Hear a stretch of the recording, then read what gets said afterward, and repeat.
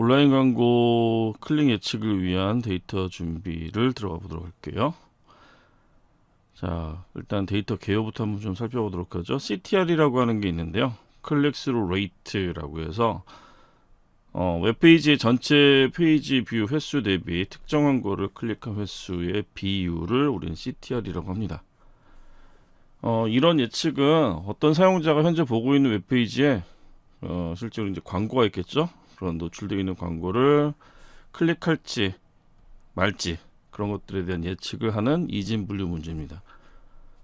캑을 온라인 광고 클릭 예측 모델을 위한 데이터 세트를 우리가 써볼 텐데요. 캑을.com에 가보시면은 이 CTR 프리딕션과 관련되어 있는 컴피티션이 있습니다. 거기에서 지금 이 URL에 train.gg 파일을 이용을 해서 쓸 건데 이게 한 1기가 정도가 됩니다. 그래서 상당히 크기 때문에 여기에서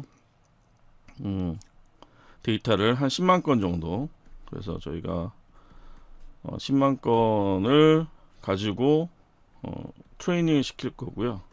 그 다음에 10만 건을 가지고 또 테스트를 해볼 겁니다. 근데 이제 아무래도 여기는 컴피티션이기 때문에 테스트 데이터의 레이블이 없어요. 그래서 트레인 데이터 가지고 앞에 처음에 파일이 있는데 파일에서 처음 10만 건 읽고 그 다음에 또 10만 건 읽어서 앞에 거는 트레인용으로 뒤에 거는 테스트용으로 이렇게 쓰는 방법을 취해 볼 겁니다. 시간 순으로 정렬되어 있는 10일간의 클릭스루 예측 데이터고요. 예측을 위한 데이터고요. 자, 이걸 이용을 해서 한번 트리 기반으로 디시전 트리 그리고 또 이걸 개선한 랜덤 포레스트까지 진행해 보겠습니다.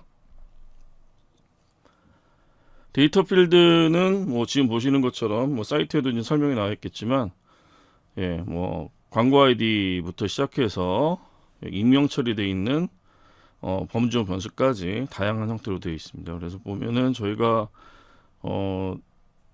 얘네들 이제 사용할 때 이런 데이터들은 실제로 사용하지 않을 거고요. 그래서 굳이 개인 디바이스 아이디나 디바이스 IP 같은 경우에 여기서 이제 필요 없기 때문에 이런 데이터들은 빼고 나머지 데이터들 가지고 실제로 나머지 데이터를 쭉 보면은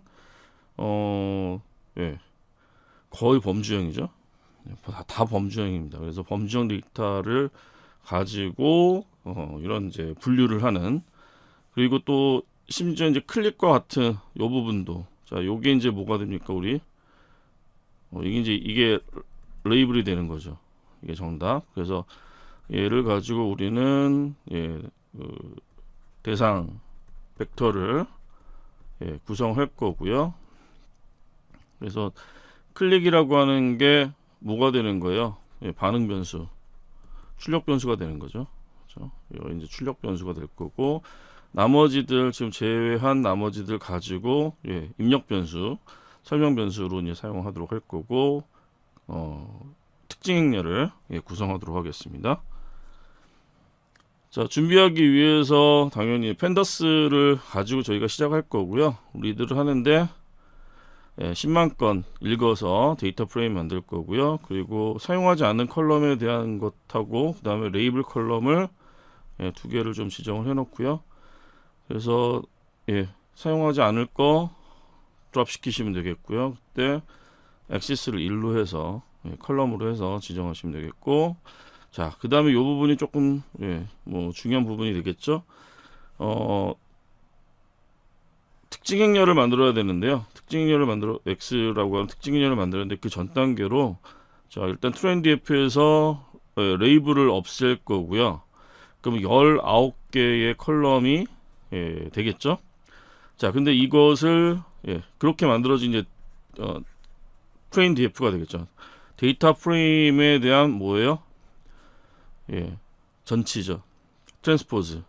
자, 그리고 그것을 딕셔너리로 바꿉니다. 쉽게 얘기하면 뭐예요? DF를 뭐로? 딕셔너리 형태로. 자, 그런데 딕셔너리 형태에서 우리한테 필요한 건 뭐냐면은 그 안에 들어가 있는 뭐예요? 밸류죠, 밸류. 밸류들만 꺼낼 겁니다. 뭐냐면은 딕셔너리로 이제 꺼내게 되면은 실제로 DF가 갖고 있던 뭐 인덱스가 있잖아요. 인덱스가 이제 키가 되니까 거기에 해당하는 밸류를 꺼내게 되면은 각 컬럼들과 컬럼을 키로 해서 값들을 갖고 있는 그런 구조가 되죠. 자, 그럼 그 구조를 왜냐하면 요 타입이 딕트 밸류즈라고 하는 이제 타입이니까 이거를 이제 리스트로 변환을 해서 일단은 전체는 리스트고요. 그 안에 구조가 어떻게 돼 있어요? 그 안에 구조가 요런 식으로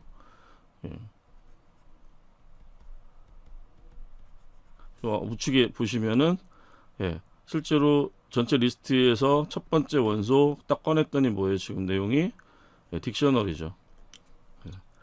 그래서 딕셔너리 형태로 일단은 다 바꿔놓을 겁니다.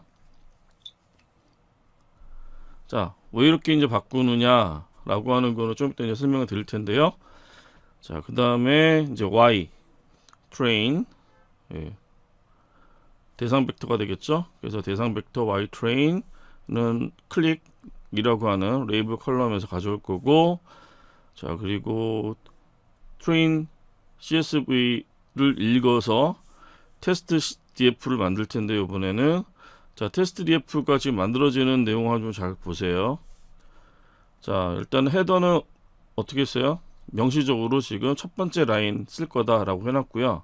skip rows라고 하는 부분에다 튜플을 넣어놨는데 여기는 1번 행에서 왜 0부터 출발하니까 인덱스가 그리고 10만까지 자, 여기까지가 뭐예요? 이미 다 읽혀진 거잖아요.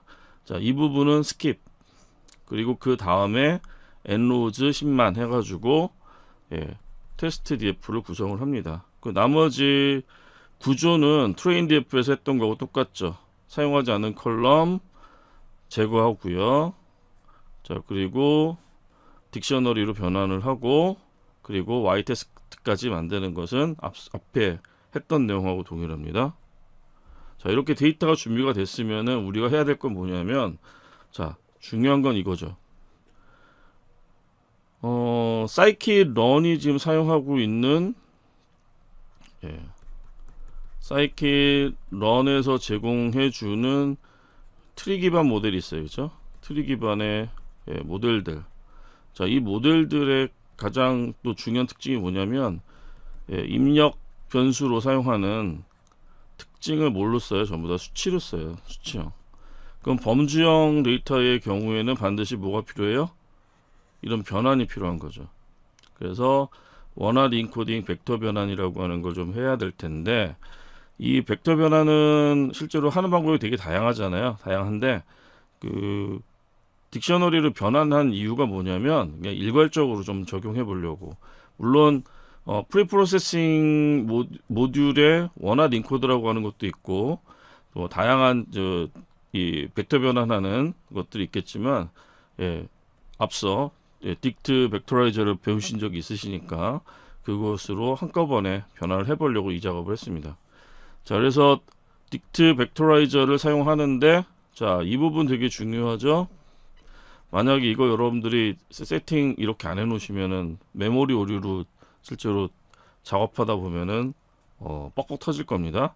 그 그리드 서치를 이용을 해서 여러분들이 베스트 파라미터하고 베스트 에스티메이터를 찾아낼 때 과정에서 중간에 뻗어요. 뭐 메모리 어마어마하게 그냥 쓰기 때문에. 그러니까 그 이유가 뭐냐면 자, 이거 세팅을 우리가 스파스2로 하게 되면 뭐가 만들어지죠? 벡터라이징을 할 때 자, 그 벡터 행렬이 만들어질 때 뭐가 만들어져요? 희소 행렬. 그렇죠? 희소 행렬이 만들어지기 때문에 희소 행렬이 아니면 벡터 변환했을 때 가장 큰 문제가 뭐예요? 0이 많죠. 0이 무지 많이 생깁니다. 왜냐하면 이게 이진 변환이잖아요. 그러니까 이진 변환이니까 당연히 뭐 어떤 컬럼 하나가 A가 있는데 여기에 나타난 어커런스 유니크한 값이 만약에 50개였다. 그러면은 실제로 컬럼이 몇 개가 만들어집니까? 50개가 만들어지잖아요. 그 중에 실제로 레코드 하나에서 하나는 1이 들어가 있고 49개는 뭐가 들어가 있는 거예요? 0이 들어가 있는 거죠. 이집을 하게 되면 이제 이런 것들이 실제로 메모리에 문제를 일으킬 수가 있기 때문에 당연히 실제 값이 존재하는 거 0이 아닌 값에 대한 위치값만 유지하고 있는 희소형렬 형태로 작업을 해야 메모리에 대한 어떤 문제를 해결할 수가 있습니다. 그래서 벡터라이저를 만들어서 핏 트랜스폼 하게 되면은 우리가 만들어놨던 딕트레인을 가지고 실제 우리가 사용하고자 하는 정상적인 특징 행렬로 변환을 할 수가 있습니다. 그래서 봤더니 10만 건에 자 우리가 처음에 19개의 컬럼이 있었는데 지금 몇 개가 됐어요? 4952. 다시 19차원에서 지금 어떻게 된 거예요? 4952차원으로 늘어난 거죠. 그러니까 범정 데이터 이진화 변환을 하게 되면은 이런 원활 인코딩 변환을 하게 되면은 이런 특징들을 갖게 됩니다. 자, 그러면 이것을 여러분들 보실 때는 자, 얘가 지금 무슨 매트릭스예요? 스파스 매트릭스이기 때문에 투어레이 함수를 이용을 해서 희소 행렬이 아닌 정상적인 행렬 형태로 변환을 해놓고 여러분들 데이터를 보실 수가 있습니다.